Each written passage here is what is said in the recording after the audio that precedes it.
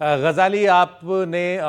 Israel का भी दौरा किया था कुछ समय पहले। ये जो नया संकट है, एक तरह से दुनिया के सामने संकट इसलिए कहा जाएगा कि पहली बार परमाणु ठिकानों पर इजराइल हमले कर रहा है और किसी भी जगह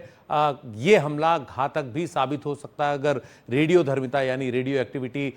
इससे फैलती है तो। हालांकि अभी इस तरह का कोई खतरा नहीं है इस समय। ये हमला या ये इजराइल का जो हमलावर रुख है, ये कहां पर है, किस मोड़ पर है?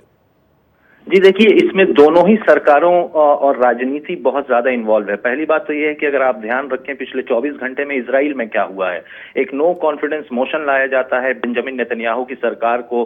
गिराने के लिए, लेकिन वो किसी तरह से असफल होता है। बेंजामिन नेतन्याहू की सरकार को वो सफलता मिलती है कि अगले 6 महीने तक वो बिल नहीं आएगा। और कहीं ना कहीं इजराइल में जो राजनीतिज्ञ हैं वो मानते हैं कि अपनी पैठ बनाने के लिए, अपनी सरकार को बचाने के लिए बेंजामिन नेतन्याहू हर उस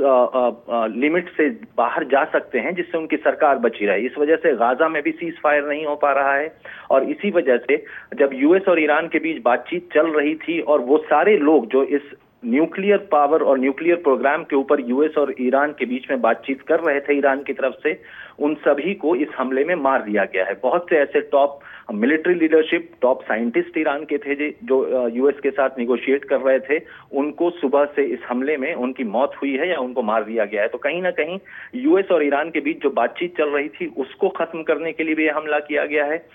इजराइल की तरफ से बार बार ये कहा जाता रहा है कि ईरान जो न्यूक्लियर पावर या जो न्यूक्लियर प्रोग्राम बना रहा है वो इजराइल के एग्जिस्टेंस के लिए या इजराइल के एज ए स्टेट उसके लिए एक बहुत बड़ा खतरा बन सकता है। और उसी को कारण बताकर इजराइल ने ईरान पर यह हमला किया है, जिसको प्रीएम्प्टिव स्ट्राइक बार बार इजराइल कह रहा है कि दूसरा मुल्क या दुश्मन मुल्क उस पर हमला करे उससे पहले ही उस खतरे को वो मिटा देना चाहता है। लेकिन कई ऐसे रिपोर्ट्स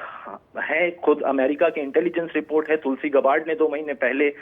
जो इंटेलिजेंस रिपोर्ट जारी की थी उसमें ईरान के बारे में साफ साफ कहा गया था कि ईरान अभी भी कहीं भी उस लेवल पर यूरेनियम एनरिचमेंट के बावजूद न्यूक्लियर बॉम्ब बनाने की स्थिति में नहीं है या उसने नहीं बनाया है। कहीं ना कहीं ये इजराइल की राजनीति है। जहां तक ईरान की बात करें उसके लिए बहुत बड़ा झटका है कि उसके जो सहयोगी थे, जिनको प्रॉक्सी कहा जाता है, चाहे वो हमास हो, चाहे वो हिजबुल्लाह हो लेबनान में या हुथीज हो यमन में, इन तीनों को इजरायली अटैक में बहुत ज्यादा घाटा हुआ है या कह सकते हैं कि बहुत ज्यादा उनको धक्का पहुंचा है, जिसकी वजह से ईरान एक अलग थलग भी पड़ चुका है इस इलाके में। और जैसा उमा भी बता रहे थे कि अरब मुल्कों की अगर बात करें तो कई अरब मुल्क ऐसे हैं जो अंदर अंदर ये चाहते हैं कि ईरान का इन्फ्लुएंस या दबदबा जो है वो अरब वर्ल्ड में कम हो। और इसी वजह से अगर आप देखें तो जॉर्डन ने जो अपना एयर स्पेस आज बंद किया था कि